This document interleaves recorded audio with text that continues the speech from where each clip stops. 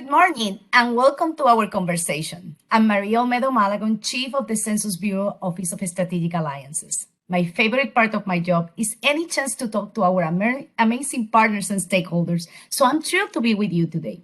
We appreciate you spending some time with us this morning so we can share the latest results for the Post-Enumeration Survey, or PES for short.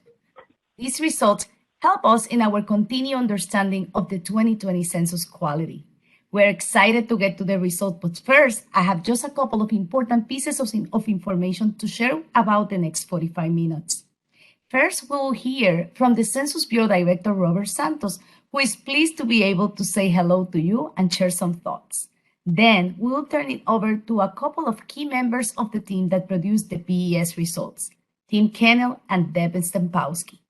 Tim is our Assistant Division Chief for Statistical Methods, which means he's an accomplished statistician who is technically focused, dedicating his work to the PES.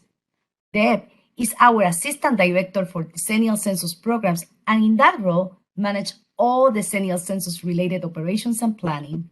Tim is going to spend roughly 20 minutes going through the results, and then Tim, Deb, and I are going to have a conversation based on the questions you will ask. We will do that for about 15 minutes and hope to wrap around 10:45. Let's make sure we're all acclimated to WebEx so you can easily ask questions. To ask us a question, please find the Q&A feature. Please note this is not the chat, that is something separate. To make sure we see your question, please be sure to put it in the Q&A feature. When you type your question, please also include your name and organization so we can follow up with you if you're not able to get to you. Finally, when you submit your questions, please choose the option that lets you send it to all panelists to be sure someone in our team sees it. We have some of our colleagues with us today off camera who will try to get to some of your questions during Tim's presentation. Once Tim is finished, we will also grab some of the questions you have sent in and talk through the answers with Tim and Deb. This webinar is being recorded so we can make it available for you on our website for continued reference. Okay, I think we're ready then. As I mentioned before we get the results, Director Santos wants to be sure to say hi and share some perspectives. Director Santos, over to you. Thank you very much, Maria, and good morning, everyone. Thank you for joining us this morning for this event. We very much value the opportunity to speak with you directly and to hear your questions and be a part of a community where we communicate issues like this. As Maria said, today we're releasing additional data from a survey called the Post-Enumeration Survey, or PES for short. Each decade, after the decennial census, we conduct PES interviews for a sample of households across the country. We ask the same questions that are asked on the census. Then we compare what we find in the PES to the information we collected in the census for those same households. Why do we do all that work?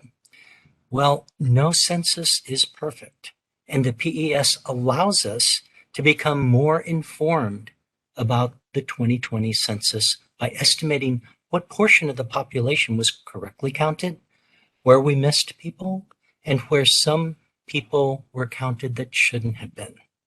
That's how the PES estimates overcounts and undercounts. These additional insights expand our knowledge about the data we collected, and it's very helpful in planning for the future.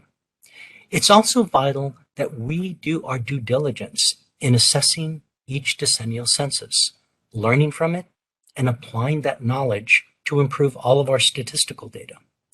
We embrace scientific integrity and transparency, and that's why we're releasing these results to you today. Before coming to the Census Bureau, I myself was a stakeholder. I was a data user and an advocate of getting the best possible data on all communities and making sure everyone was reflected in that data. I'm honored now to be guiding the Census Bureau and directly participating in outreach to our partners, stakeholders, and data users. Such engagement is a key priority We saw in 2020 that collaboration between the Census Bureau and its stakeholders was an important part of conducting a census in the midst of a pandemic and other disruptions. The Census Bureau seeks to harness that experience and build an even stronger community of continuous collaboration to help shape the future of the Census Bureau's surveys and censuses. Today's PES data release will help us better understand the 2020 census data. That increases the value of the 2020 census because knowing more about the quality of these data improves its utility. Thank you for being here today. We appreciate your support, your questions, and your insights, and we'll turn this back over to Maria. Thank you, Director. We appreciate you taking the time and encouraging us to think about today's information in the context of planning for the 2030 census. I know that is an area of deep interest to all of you, and I personally look forward for continued conversations in the months ahead. My colleague, Tim Kennel, is now going to spend some time walking through the PES results with you. Tim? Thank you, and good morning to everyone. Today, the Census Bureau is releasing a report, tables, and an America Counts story showing additional results on the coverage of the 2020 census. I will share a few of these estimates with you in a moment. After an introduction, I'll show some census coverage estimates, including undercounts and overcounts by state. Then I'll share some estimates of census coverage for various census operations. In addition to releasing a report about the coverage of the 2020 census, we're also releasing 2 memos about the quality of the PES estimates themselves. Before we get into the findings, I want to make a few remarks about the 2020 Post-Enumeration Survey, which I will refer to as the PES. We use the PES to estimate the number of people in the country. Then we compare the census counts to the independent PES estimate to see if the census counts may have been too high or too low. The Post-Enumeration Survey also gives us information about how many people were correctly counted in the census, missed, or erroneously enumerated. Consistent with our prior practice, we will not be adjusting the census counts for apportionment or redistricting. The Post-Enumeration Survey is a probability survey of about 161,000 housing units in about 10,000 blocks across the country that is independent of the census operations. After creating independent lists of housing units and people in these 10,000 blocks, we look for these people in the census to determine who was missed from the census or counted in error. We have conducted a post-enumeration survey to measure the quality of the census since 1950. We're releasing these results today so that you can see some of the strengths and limitations of the 2020 census. Of course, the PES is one of many different quality measures we have about the census. These 2020 census coverage estimates help us understand the 2020 census quality and will inform our plans for the 2030 census. The Census Bureau also measures census coverage using demographic analysis. Both demographic analysis and the post-enumeration survey provide independent estimates of the population size. One way they differ is in who is considered in scope. The post-enumeration survey excludes people in group quarters and remote Alaska areas, while demographic analysis includes both groups. In this slide, we see the census counts for the demographic analysis and the post-enumeration survey.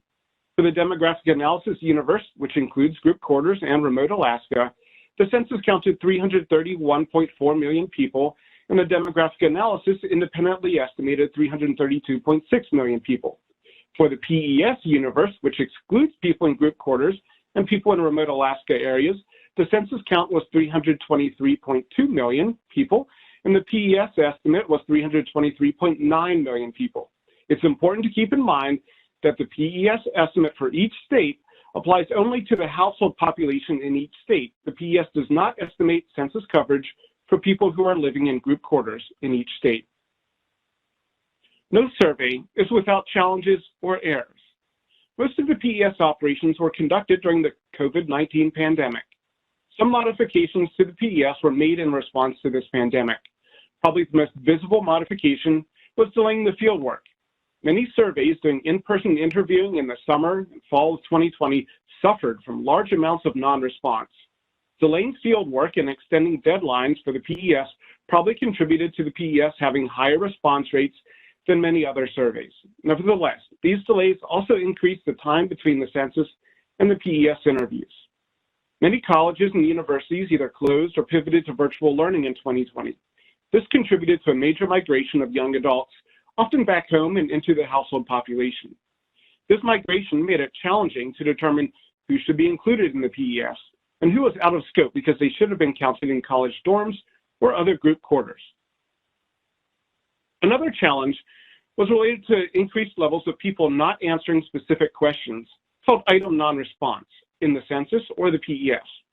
It's hard to conduct the matching and follow-up work required for dual system estimation when characteristics are missing. On the positive side, we overcame many challenges over the past 2 years. We adapted our operations given the changing pandemic environment and continued to implement quality safeguards into all of our field and clerical matching activities. Nevertheless, the undercounts and overcounts I will share in a moment are estimates from a survey and subject to a variety of sources of error, which are described in the source and accuracy statement we released in March on the PES webpage. So, which states had an undercount and which had an overcount? At the national level, there were 36 states and Washington, D.C. that didn't have a statistically significant undercount or overcount. In a moment, I'll show the 8 states that had a statistically significant overcount and 6 states had a statistically significant undercount. Many people might like to know why specific states had an undercount, overcount, or neither. The PES was designed to measure net coverage error, but not designed to answer questions about the root causes of coverage error. Here we see a map showing the states with a statistically significant overcount in green and the states with a statistically significant undercount in purple. States without a statistically significant undercount or overcount are in light gray. A map with the state coverage results is in the America Count story released today. Here we see the states with a statistically significant undercount on the left table and the states with a statistically significant overcount on the right. States are listed alphabetically. The 90% confidence interval is shown to the right of each state. Because our coverage results are based on a sample, there is some variability in the net coverage error estimates. We think the actual net coverage error rate should be somewhere in the 90% confidence interval, although we will be wrong sometimes. We estimate that the net coverage error for Arkansas is between negative 8.68% and negative 1.40%. Arkansas, Florida, Illinois, Mississippi, Tennessee, and Texas have statistically significant undercounts. Delaware, Hawaii, Massachusetts, Minnesota, New York, Ohio, Rhode Island, and Utah have statistically significant overcounts. The full table with the net coverage estimates and components of coverage are in the PES report and can be downloaded on data.census.gov. Here's an example of a figure we're releasing today. You can find graphs like this one in the PES report on the PES webpage. I would also like to spend a moment now to talk about this graph. First, on the left-hand side, we see the components of coverage. The x-axis is the percent of the census count.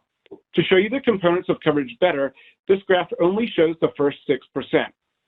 The erroneous enumerations and whole person census imputations are shown here. The remaining component is the correct enumerations, which is not shown. So for Wyoming, about 5% of the census enumerations were either correct or were either erroneous or whole person imputations, and 95% were correct enumerations. Here we see the full bar, including the correct enumerations. The circled portion shows the components shown in the previous graph. The first component of census coverage is the correct enumerations, shown here in blue. The PES uses a strict definition of correct enumeration that includes checks and independent confirmation to make sure the census enumeration corresponds to a unique person in the population who is living on April 1st, 2020. About 95% of the Wyoming census count was correct enumerations. The second component we consider is the category of erroneous enumerations counted in the wrong state. That is, the census counted them in Wyoming, but they should have been counted in a different state. At the national level, these people are called correct enumerations. However, because they were in the wrong state and should not have been included in the Wyoming count, they're called erroneous enumerations at the state level. Half of 1% of Wyoming's census count was for people who should have been counted in other states. Next, we see an estimate of the duplicates. 1.2% of the census enumerations in Wyoming are duplicates of people already counted in the census. The last erroneous enumeration category is the erroneous enumerations for other reasons. 0.2% of the census enumerations in Wyoming was for people that should not have been included in the census. An example of erroneous enumerations for other reasons would be tourists from Canada visiting Wyoming or people who are born after Census Day. They should not have been included in the census. 3.3% of the Wyoming count was from whole person census imputations. These are records for which we used a statistical process called imputation to fill in all of the characteristics of the person. Sometimes we used information from administrative records for these cases. Other times we filled in their characteristics with other people in the household or neighboring households with similar characteristics. In general, we strive to get complete data from all households. However, that isn't always the case. The census imputed every demographic characteristic for 3.3% of the people included in the Wyoming census count. As a reminder, here's a bar chart showing the components of census coverage for Wyoming. The census count for Wyoming is divided into correct enumerations, erroneous enumerations, and whole person imputations. Now, the previous graph divided the census count of Wyoming into various categories. Here we see the people in the PES estimate for Wyoming. The large blue bar shows the people in Wyoming who were correctly counted in the census. The green shows the percent of people in the PES that the PES estimated to be in Wyoming but did not meet the definition of a correct enumeration. We call these omissions. Omissions are people in the population for whom we didn't have enough evidence to determine they were correctly counted in the census. There are two types of omissions: people who were missed from the census and people who were counted in the census but didn't meet the PES definition for being a correct enumeration. It's important to understand that many of the omissions were actually included in the census count and not missed by the census. Let me give you an example to illustrate what I mean when I say some omissions were included in the census count. Consider a household of 3 people who responded to the census, saying there were 3 people in the household but didn't respond with any other information. The census did not collect their names or ages or sex or race or tenure. The census only learns that 3 people live in the household. This household is called a population count only household because they only provided a count of the number of people in the household. These 3 people are included in the census counts. In March, I reported that there were 9 million people counted in the census in households for which we knew the population count but didn't have their characteristics. Now, the PES creates its own list of people living in the household. We then look in the census to find them. But if they didn't report their names or characteristics in the census, we can't confirm that the people on the PES list really were the same as the people reported in the census. Thus, the PES calls these people omissions, even though they were included in the census count. We just didn't have enough information to confirm that they were correct or erroneous enumerations. In addition to showing the components of coverage for each state, we also show the net coverage error for the states, as seen here on the right. Here the scale goes from -8% to 2%. A negative estimate is an undercount, and a positive estimate is an overcount. The net coverage error rate for Wyoming was -2.6%. The census count for Wyoming was 2.6% lower than the PES estimate. Since the PES estimate is based on a sample survey, we show the 90% confidence interval of our estimate. So if we take the variability of the sampling into account, we see that the PES estimate of the net coverage error would range from about -6% to about 1. That is, we think the net coverage error of the census for Wyoming is between an undercount of 6% and an overcount of 1%. Because this range includes both undercounts and overcounts, we cannot say that there's a statistically significant undercount or overcount in Wyoming. Today we're releasing a number of fascinating tables showing correct enumeration, erroneous enumeration, and whole person census imputation rates by census operations. I'll share a few highlights now, but would encourage you to check out the PES report on the coverage measurement website and the tables on data.census.gov. Census operational areas and outcomes refer to how the census was conducted and how people responded. The coverage estimates I will present help us know what operations worked well and which could be improved in the future. Here are some of the highlights that I'll cover in the next few slides. Internet self-response had a correct enumeration rate of 96.1%. Administrative record enumerations had a 94.5% correct enumeration rate.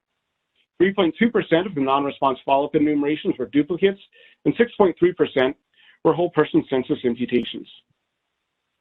In this section, I'm going to show components of census coverage by enumeration mode, which means how people were counted. I've ordered the slides chronologically in terms of when the response was provided. I start with the self-response modes and then move into the non-response follow-up and administrative record enumerations. We start with the internet self-response. Although some people responded to Census 2000 using the internet wasn't extensively used until the 2020 census. Most people, over 206 million people, were counted in the census through an internet response. Over 96% of these people were correct enumerations. So overall, internet was successful, and people were correctly counted through this mode. Here we see the erroneous enumeration rates for internet self-response. Overall, they're quite low. 2.4% of the people counted through internet self-response did not provide any demographic characteristics, so we had to impute all of them. Although this rate is fairly low, it represents almost 5 million people. We strive to get complete information from everyone in the household. We don't consider these whole person census imputations to be errors, but they're less desirable because we generally prefer to get reported characteristics. About 37 million people responded using a paper questionnaire. This was the primary mode in the past. Paper-based responses had high correct enumeration rates. People who responded by paper might be different from people who responded by other modes, so we can't say paper is necessarily a better mode than other ones. People who responded by paper generally had low erroneous enumeration rates. And people responding by paper also provided some demographic characteristics about everyone in the household, so the whole person imputation rate was only 1%. Some households didn't respond to the initial request, so we sent a census taker to the door to count the household. Rather than responding to the enumerator, some people filled out the census form, usually online. Those are still self-respondents, but most only responded after an enumerator visited their house. Over 22 million people who did not initially respond eventually were counted through self-response. And as you might have guessed, the correct enumeration rate for these enumerations was high. Over 95% of the people counted in this way met all of the criteria for being correctly enumerated. These self-respondents generally had low erroneous enumeration rates. They also generally provided some characteristics about everyone in the household. Only 1.5% had all of their characteristics imputed. Almost every household that did not initially respond to the census received a knock on their door from a census enumerator. Responses from someone in the household to a census taker during the person visit are shown here. 90% of the people enumerated through a non-response follow-up interview by someone in the household were correctly enumerated. 3.1% of the people enumerated through the non-response follow-up by a household member were duplicates. Less than 1% were other erroneous enumerations.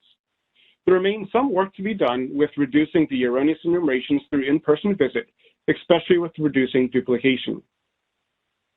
6.1% of the people enumerated from a household response to a census enumerator were whole person census imputations. For these people, a respondent reported people in the household but didn't give us enough information to uniquely identify people, so we imputed all of their characteristics. Although we're grateful to all of the respondents for answering the census, having reported demographic information about all respondents is preferable. Here we see people who are counted by a proxy. That means the response did not come from the household, but rather from a neighbor or landlord or someone else outside the household. Even with all these limitations, over 87% of the 15 million people counted through a proxy were correctly enumerated. We see here the duplication rate for proxy responses was 3.7%, and the erroneous enumeration rate for other responses was 1.8%.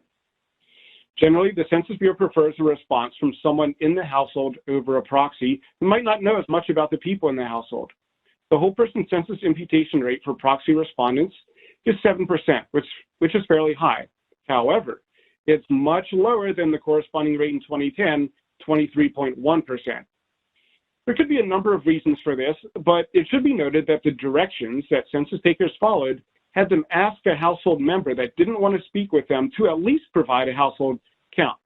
These directions probably resulted in getting more population count only cases from households than from proxy respondents, compared to in 2010 when they didn't have those directions. Even though we want complete information about everyone in the household, it's generally more preferable to get the population count data from someone in the household than a proxy who might not know as much about the household. In the decade leading up to the 2020 census, the Census Bureau developed and tested procedures to enumerate some non-responding households with high-quality administrative records. The correct enumeration rate was over 94%, indicating that the administrative record enumerations were generally in scope, unique, and sufficiently complete. There are a lot of benefits to using administrative records. The PES data released today show that they are quite competitive with other modes. The erroneous enumeration rates are a bit high, but there aren't any whole person census imputations for the administrative records. This is by design because we had characteristics from the administrative records. This slide shows the correct enumeration rates across the modes I showed earlier. There are a few ways people were counted that aren't shown here, but this graph accounts for the vast majority of census enumerations. The big picture is that generally the census counts are based on correct enumerations, thanks to the many households who answered the census and provided complete and accurate information. This slide supports that the internet mode at the top was successful in having low erroneous enumerations. We also see that the duplication rates for the bottom three groups, responses given to a census taker or obtained through administrative records, could be improved in the future. Here I've added the whole person census imputations. I've already mentioned these a few times, but will reiterate that the census strives to get demographic characteristics about everyone in the household, not just a population count. To summarize, at the state level, 8 states had a statistically significant overcount and 6 states had a statistically significant undercount. In terms of the components of census coverage, correct enumerations, erroneous enumerations, and whole person census imputations, many of the innovations were successful.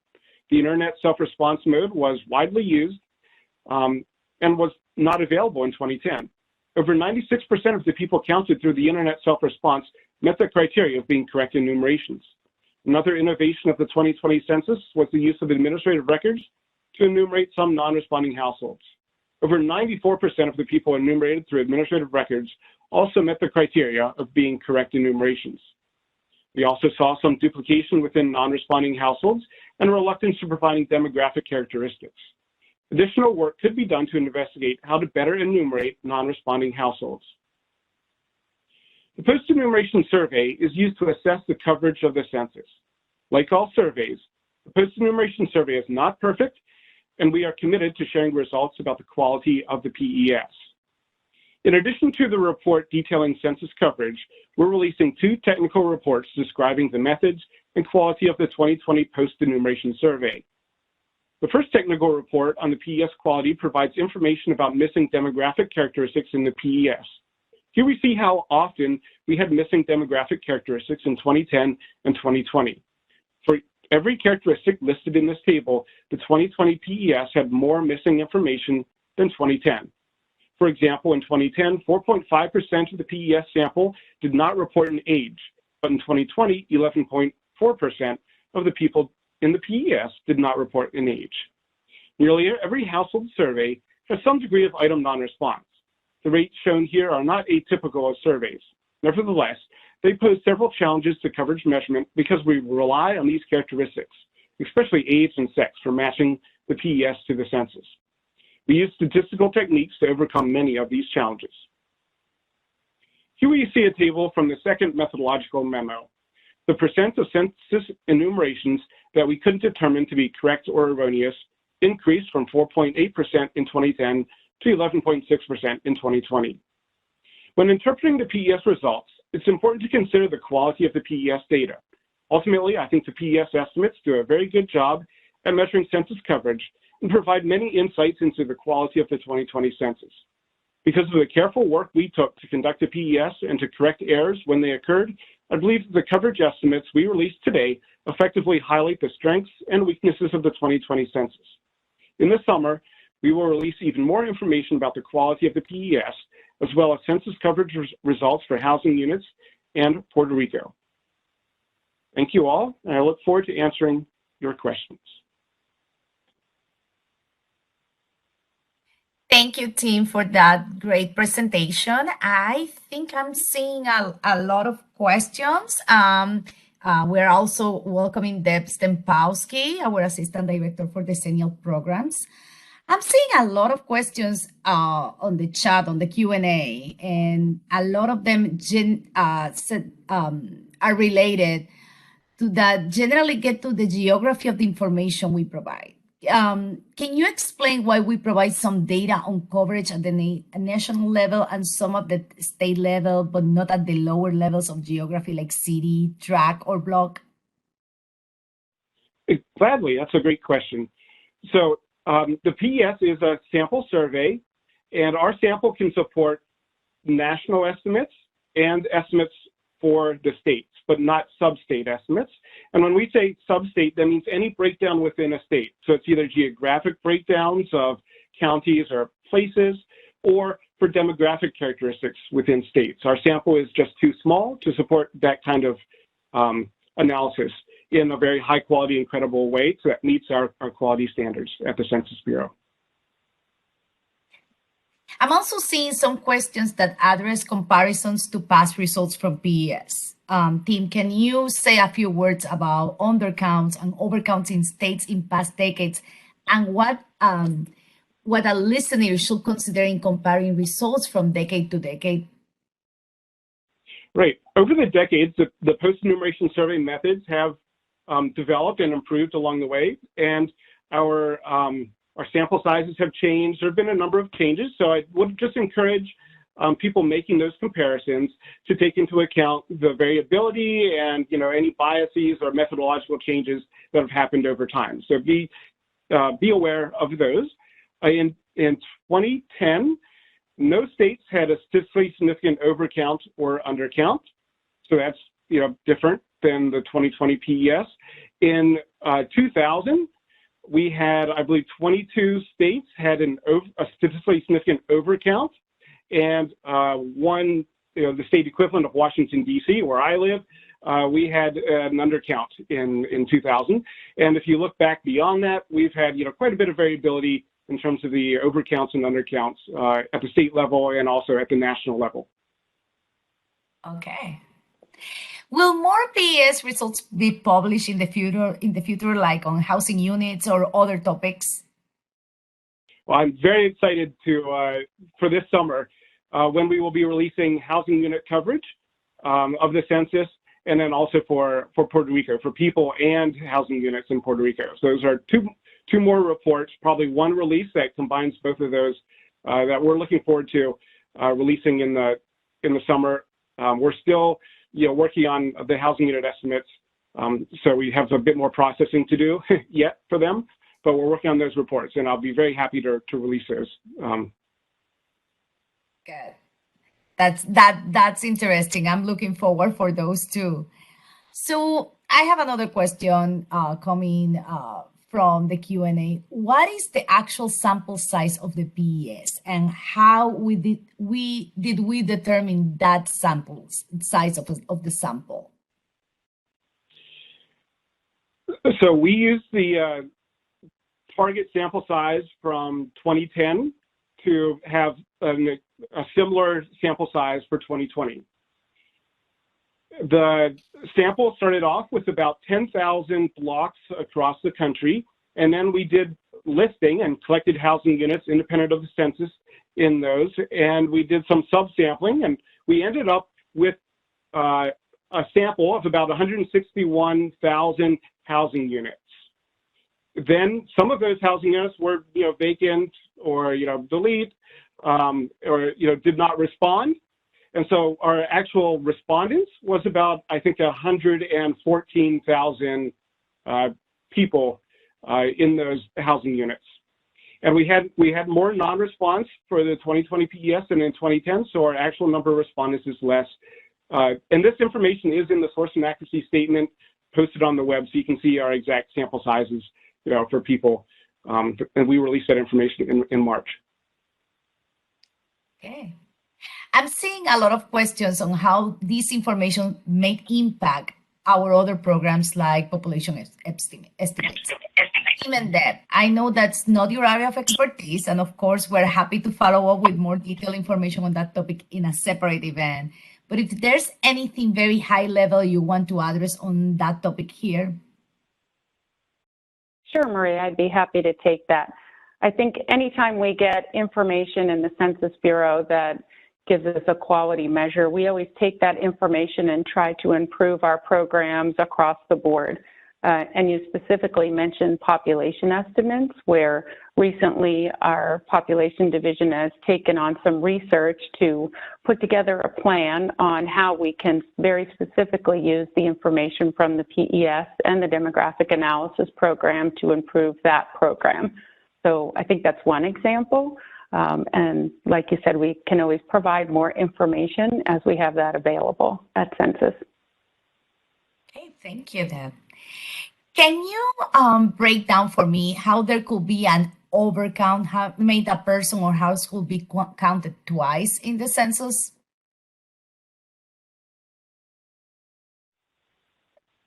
How someone could be counted more than once in the census? Yeah, like how an overcount happens. Like, what are the situations in which a person or a household could counted twice? Right. That's a great question. So someone could be counted on, someone could move and be associated with multiple addresses, and they might fill out the form in both places, or someone else might fill out the form and include them on one form, and someone else might fill them on another form in another place. Children in custody or going back and forth with divorced parents might, encounter, this would be a classic example of that type of a situation. People in, summer houses might fill out the form in one place, or, but they might ask a landlord who might report for them in their summer house or something. So there's lots of different situations that could happen. I can't say them all, but those are some classic examples. I see. Yeah, like that sounds familiar. Is there any information available on undercounts or overcounts of people by demographic characteristic, like undercounts or overcounts of differential racial or ethnic groups, or by age? So in March, we had a press conference, and I was very happy, happy and also sad to report, some of the coverage results by demographic groups. So that information is at the national level, and we are looking into whether we can have more crosstabs at the national level. So maybe crossing, race and age or sex. We're exploring that. I'm not going to commit to anything at this point, but we're definitely looking into that, whether we can do that or not, and what the quality of that would be, because we need to be very cognizant of our sample size, and we want to meet our very high quality standards for what data we're releasing. Awesome. Deb, I have a question for you. Are there many questions here about other data products we have published on the quality of the census data? Can you give our listeners a rundown of the other places where they can look to find information on 2020 census data quality? I sure can. I would encourage everybody to actually visit the 2020 Census Data Quality webpage, where we've tried to pull everything together in one spot where you can see the wide portfolio, and you can also deep dive into specific topics, such as the operational metrics that the Census Bureau began releasing, starting with apportionment, and then we had several other releases moving through the summer and culminating with redistricting. On that webpage, you can also find information about our formal evaluations and experiments program, which includes our operational assessments, which is the robust program we've always had in place with any census, but that's also linked off that webpage. You can also find information on that page to other benchmarks that the Census Bureau has that we've used to assess quality, such as the demographic analysis program. And then finally, there's also links on there to some of the information about the external expert groups that we brought in this time on the census to give us that look at quality first, a quick look through the Jason group.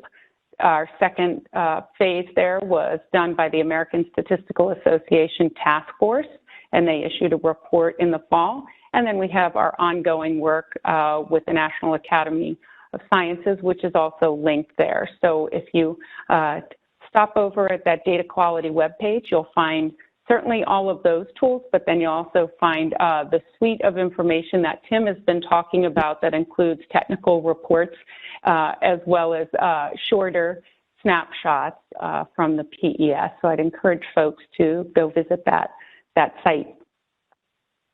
Okay. Thanks, Maria. So, thank you, Deb. Can you briefly touch on how we apply disclosure avoidance to this data, or how disclosure avoidance may have impacted this data? Sure. So we conducted our operations and our matching activities before any disclosure avoidance has been applied, of course, because if we added any kind of noise to characteristics, we'd have a hard time matching. So I can say that we did not apply any, we used the actual census reported data when we did our matching and our operations for the PES. At the end of the day, after we created our estimates, we rounded the PES estimates, and that's our main way that we have implemented and protected the privacy and confidentiality of our data. We've also suppressed some estimates. So if you will see in the earlier release from March, we didn't include demographic totals because we didn't want to conflict with any of the disclosure protections that the decennial census was applying to those counts. So you can use those census counts, but we didn't provide alternative rounded counts. So rounding is our main tool, and then we had some suppression. Okay, I get it. Lots of questions here about where people can get more information. Can we remind people what reports are available and where to find them? Yep, so I think Deb mentioned some of the quality metrics, and I'm sure there'll be some in the chat. We do have a coverage measurement website that's part of the census.gov, and it has demographic analysis results and the PES results. And then if you click on coverage measurement on that page, that will take you to the PES results. And I'm very happy that we have results from 2020 posted. That has our reports that I've been talking about today. We also have 2010 reports, a whole slew of wealth of information there, including 2000 reports, some data from 1990 and on back. So that's a great resource for people interested in specifically post-enumeration surveys. And then the quality metrics page Deb talked about is much higher level and has response rates and a lot of other information too. That's extremely valuable, the quality metrics that we've already released.